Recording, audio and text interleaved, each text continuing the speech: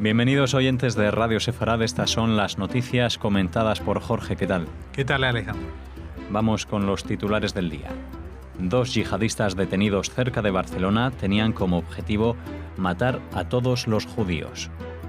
Netanyahu se reunió con líderes drusos para paliar su malestar por la ley del Estado-Nación, ofreciéndoles un reconocimiento legislado. Fatah abandona las conversaciones para la reconciliación con Hamás con mediación egipcia. Estados Unidos sanciona a 2 ministros turcos por la prolongación del arresto de un pastor evangélico.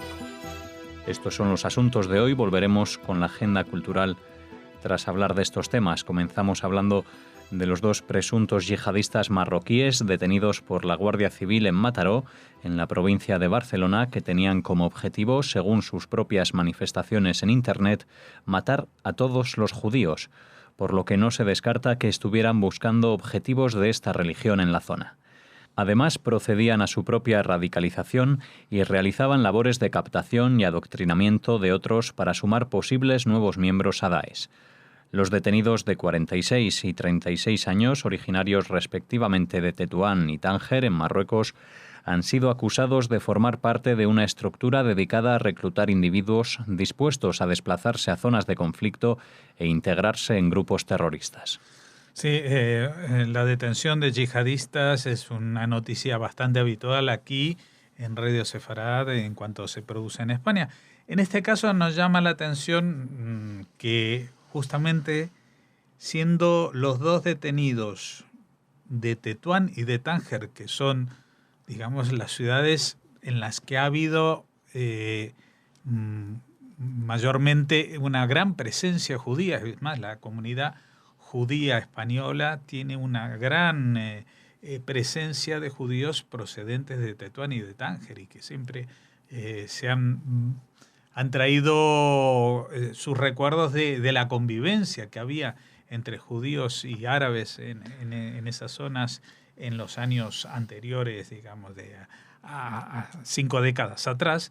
Pues justamente estos 2 presuntos yihadistas marroquíes son los que habían publicado que estaban dispuestos a matar a todos los judíos, cosa que nos pone un poco los pelos de punta hasta dónde puede llegar el odio, el adoctrinamiento y la radicalización de que ellos mismos, según dice la noticia, fueron objeto. Es decir, que cuando se habla de autorradicalización, es decir, que gente que por su propia iniciativa y no porque alguien les esté indicando el camino, a través de Internet van leyendo, contactando y entrando dentro de la esfera del terrorismo por propia iniciativa.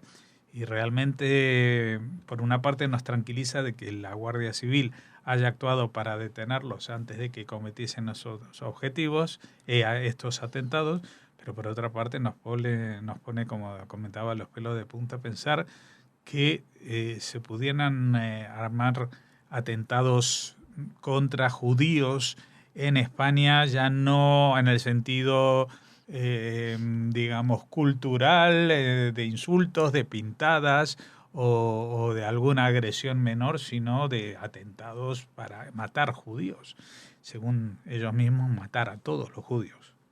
El primer ministro israelí, Benjamin Netanyahu, se reunió con líderes drusos para tratar de paliar su malestar por la aprobación de la polémica Ley del Estado-Nación judío y les ofreció aprobar una nueva legislación que garantice el reconocimiento de la comunidad drusa en el país. Su plan propone reconocer la contribución de los drusos y de la minoría circasiana al Estado e incluirá apoyo a las instituciones religiosas, culturales y educativas de estas comunidades. También implicará la preservación del patrimonio druso y el refuerzo de sus ciudades y pueblos, así como soluciones para la construcción residencial y el establecimiento de nuevas áreas de vivienda para la comunidad, si fuera necesario. Además, reconocerá a los drusos que participan en la defensa del Estado para conseguir la igualdad social. La oficina del primer ministro anunció la creación de un comité ministerial para trabajar en la futura legislación y en el encuentro el líder espiritual druso agradeció la propuesta que transmitirá a los representantes de la comunidad.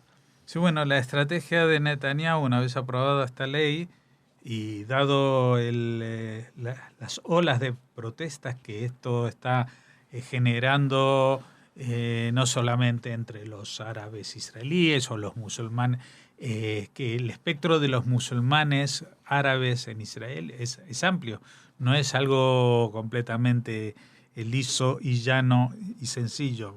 Por una parte, el mundo musulmán, todo el mundo lo sabe, está dividido radicalmente en dos grandes partes, los suníes y los chiitas, pero aparte existen grupos que siendo musulmanes están diferenciados de ellos, por ejemplo, los beduinos, por ejemplo, los drusos y, por ejemplo, los circasianos. Los circasianos es una etnia proveniente de Asia Central, que profesan el Islam, pero que no son árabes y que suponen una minoría bastante importante también dentro de la sociedad israelí y también están muy integrados igual que los drusos.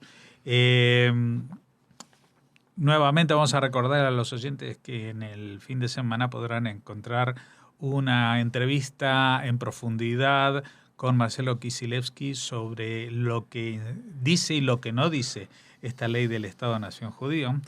Pero en principio todo apunta, o hay muchos indicios, no que todo apunta, pero hay muchos indicios que esto se les ha ido un poco de las manos y aunque la ley ha sido aprobada, va a haber enmiendas, especialmente en el tema del idioma árabe, que según esta ley dejaría de ser cooficial y que eso supondría un varapalo más allá de la declaración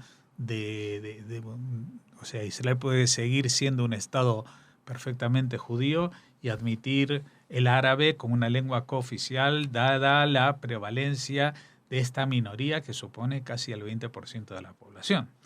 Así que, a pesar de que, como decía la noticia, Netanyahu les ha ofrecido a los drusos una legislación especial que les reconozca ayudas económicas, digamos, medidas paliativas, yo creo que en definitiva lo más sencillo va a ser modificar algunos términos, introducir algunas pequeñas enmiendas en la ley que la hagan un poco más descafeinada, si se quiere, pero que también más inclusiva para todos los que apoyan un Estado de Israel, incluso aquellos que apoyan un Estado de Israel con una mayoría judía y con un objetivo de servir de hogar nacional para los judíos, como pueden ser los drusos, como pueden ser los circasianos, pero que también esté abierta a otras minorías que de momento no se han pronunciado de forma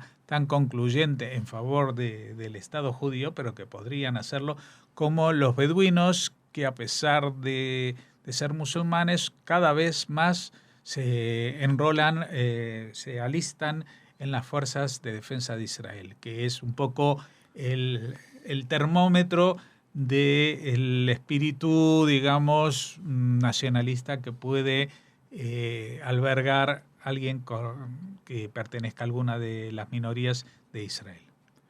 Una delegación del Partido Nacionalista Palestino Al-Fatah abandonó El Cairo sin haber logrado avances en las conversaciones con el movimiento islamista Hamás para retomar el proceso de reconciliación entre ambos.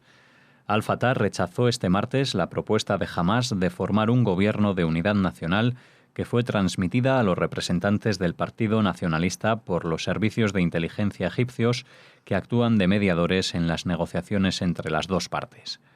La condición para esta unidad es que Hamás cumpla primero el acuerdo de reconciliación alcanzado el pasado octubre en El Cairo, por el cual la Autoridad Nacional Palestina debería de haber asumido el poder en la Franja de Gaza. Sí, la verdad yo no sé si tendríamos que personarnos Radio Sefarad para presentar una demanda a la Autoridad Nacional Palestina por tirar balones fuera siempre. Aquí que hablaban de estos procesos de reconciliación, nos llenaban de titulares la prensa internacional, especialmente la prensa en español. Y aquí hemos perdido muchos minutos preciados diciendo de que eso no iba a ninguna parte. Y aquí otra vez se demuestra por enésima vez, y no es que yo tenga espíritu, digamos, contactos con el más allá que me permiten avanzar en el tiempo, ni siquiera formación en política internacional. Simplemente es el más común de los sentidos ver que las personas o los movimientos que sin cambiar su ideología tropiezan 40 veces con la misma piedra, lo más probable es que la vez 41 sigan tropezando.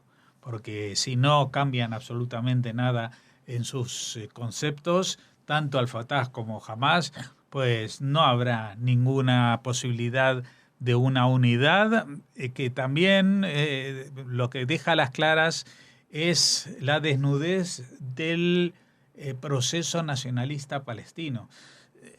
Desde aquí, desde Israel y desde todo el mundo se sigue apoyando la solución de 2 estados. Perfecto. Pero el Estado palestino, que tiene que nacer de este proceso, no ha nacido no porque Israel lo haya impedido, porque las grandes potencias se hayan interferido, sino porque los palestinos todavía no saben qué quieren hacer y cómo quieren hacer un Estado palestino, y en algunos casos, como es el de Hamás, no tienen claro que tengan ganas de crear un Estado palestino. Lo que tienen ganas es de que los judíos salgan de esa parte del territorio en la que son independientes desde hace 70 años. Han sido mayoría durante casi todo el siglo, su presencia ha ido en aumento y no han perdido su valor mayoritario en la ciudad de Jerusalén desde tiempos inmemoriales. Así que mientras no se dé ningún cambio, como decía al principio de este comentario, mientras no se cambie nada, la piedra va a estar allí en la vez 41, en la 42 y en la 5000. Estados Unidos ha sancionado a 2 ministros turcos este miércoles por la noche en una decisión contra un aliado en la OTAN sin precedentes. Los sancionados son el ministro de Justicia y el titular de Interior, y la noticia llega casi una semana después de que la prolongación del arresto en Turquía del pastor evangélico Andrew Brunson, acusado de terrorismo, motivase una escalada dialéctica agria entre ambos países. Estados Unidos acusa a los ministros turcos de desempeñar papeles importantes en el arresto del pastor, al que Washington considera víctima de una injusticia. Minutos antes de conocerse los planes de Trump de sancionar a Turquía, la moneda nacional sufrió un desplome que amenaza con empeorar el frágil trance económico por el que pasa el país. Este enfrentamiento evidencia que la relación entre Turquía y Estados Unidos pasa por un momento crítico. El ejecutivo de Erdogan había acusado a Estados Unidos de apoyar al brazo sirio de la guerrilla kurdo-turca PKK y también exigía la extradición de Fethullah Gülen, acusado de orquestar el golpe de Estado fallido de 2016. Golpe de Estado fallido de 2016, que ustedes recordarán, yo lo recuerdo muy bien porque fue hace 2 años y justo estaba de vacaciones, y cuando volví a la redacción de Radio Sefarad no podía creer que todo el mundo hubiese aceptado que eso había sido un golpe de Estado fallido y no un autogolpe de Estado promovido, organizado por Erdogan para acabar con todos los signos de oposición a su poder absoluto que ahora ha logrado. Y ahora que lo tiene, pues la economía, que ha sido su principal base durante este decenio de reelecciones, se va al garete. Se va al garete no porque Estados Unidos no sé qué o que Rusia no sé cuánto, sino se va al garete porque la gestión tal como la han llevado, pues no, al final pasa a cuenta, y la burbuja del crecimiento económico que tenía Turquía durante esta década ha estallado, y la ha estallado en la cara. Ahora están en un grave problema porque los turcos seguramente querrán echar a Erdogan la culpa de lo que pasa, pero ahora no pueden hacer nada porque le han estado otorgando en las urnas todos los poderes. Ha reunido todos los poderes, incluso ahora Turquía ha vislumbrado una manera de revivir su pasado glorioso como Imperio Otomano. Nosotros también hablamos de esto, de esta vocación de sultanato de Erdogan, que gracias a la ayuda de Rusia y otros jugadores en la zona, como pudiera ser Irán, lo harían desviarse de su vía inicial, que era como miembro de la OTAN. Es más, era el tercer ejército más potente de la OTAN, el de Turquía. Sin embargo, Estados Unidos, el Estados Unidos de Trump, pues se ha posicionado en contra de Turquía debido a primero a su castigo a las guerrillas kurdas, por su apoyo a Siria, por su vinculación con Rusia, etcétera, etcétera. Y esto ha ido creciendo, se ha ido formando una bola de nieve, y Turquía ha sacado de la chistera a la detención de un pastor evangélico al que acusan de terrorismo. Estados Unidos se ha empezado a mosquear, le han dicho que bueno, que eso se iba a solucionar, y cuando se iba a solucionar han prolongado el arresto, con lo cual ahora Trump juega una carta que no es la carta más fuerte que tiene, porque las sanciones van contra dos ministros turcos, el ministro de Interior y el ministro de Justicia, pero en realidad la carta de las que guardan la manga son las sanciones contra Erdogan en persona. Todavía no quiere jugar esa carta, pero evidentemente ni el ministro de Interior ni el ministro de Justicia han actuado por su cuenta, sino por órdenes de su primer ministro, ¿no? Es el jefe de gobierno, que hoy en día también es el jefe de Estado, el jefe de la justicia y el jefe de absolutamente todo en Turquía. Así que un nuevo frente o semifrente que se abre a Estados Unidos, más allá de su conflicto verbal aparentemente superado con Corea del Norte, de su conflicto verbal en auge con Irán. Ahora pues tiene este semifrente, como podríamos llamarlo, con Turquía, país al que pretende dejarle las cosas muy claras. Así cerramos esta primera parte de las noticias. Volvemos en unos segundos con la agenda cultural.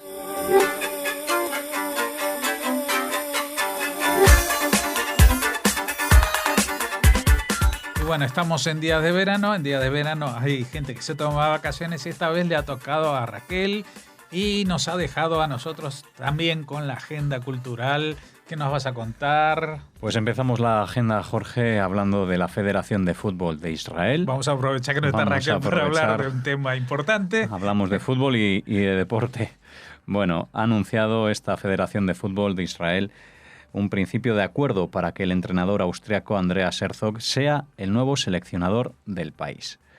Herzog comenzó su carrera de entrenador en 2005 entrenando a la selección sub-21 de Austria y a la sub-23 del combinado estadounidense.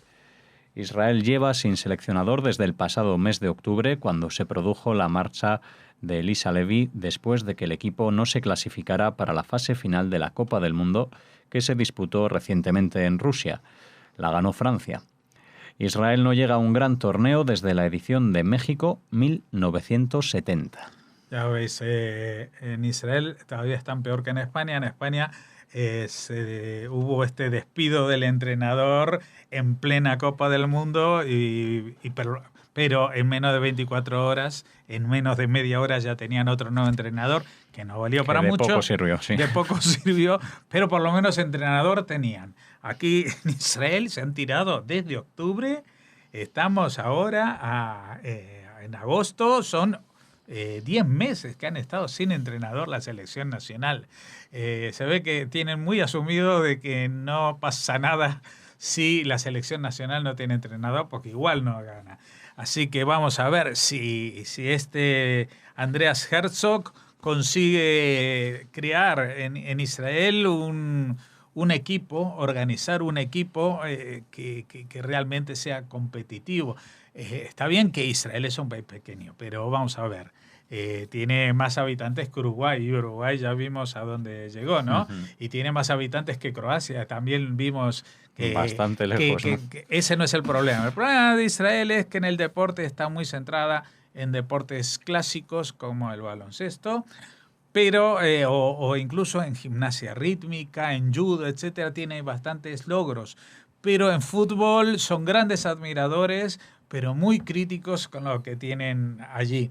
La verdad que el fútbol israelí todavía deja mucho que desear y todos recordamos aquella edición de México de 1970 en la que Israel, si no me equivoco, marcó un gol en un partido y fue celebrado como Panamá cuando metió el 1 del 6-1 que hicieron, pues algo así. Bueno, pues pasamos del fútbol ahora para hablar de Chile. Vamos a hablar de la isla de Pascua, que pertenece a Chile. Buscó venderla en 1937, hace ya unos años, a la Alemania nazi. Esta isla, reconocida por la UNESCO como Patrimonio de la Humanidad, se encuentra a unos 3.500 kilómetros de distancia de América, en medio del Pacífico, y le fue ofrecida a Hitler para conseguir el dinero y poder comprar 2 cruceros para la Armada. Esta operación fue tratada como un secreto de Estado por el gobierno conservador chileno liderado por Arturo Alessandri. La historia se desvela en el libro Rapa Nui, una herida en el océano del escritor español Mario Amorós. La isla había pasado a ser parte del territorio chileno en 1888, pero recién en 1966 el Estado reconoció derechos civiles y políticos a sus habitantes.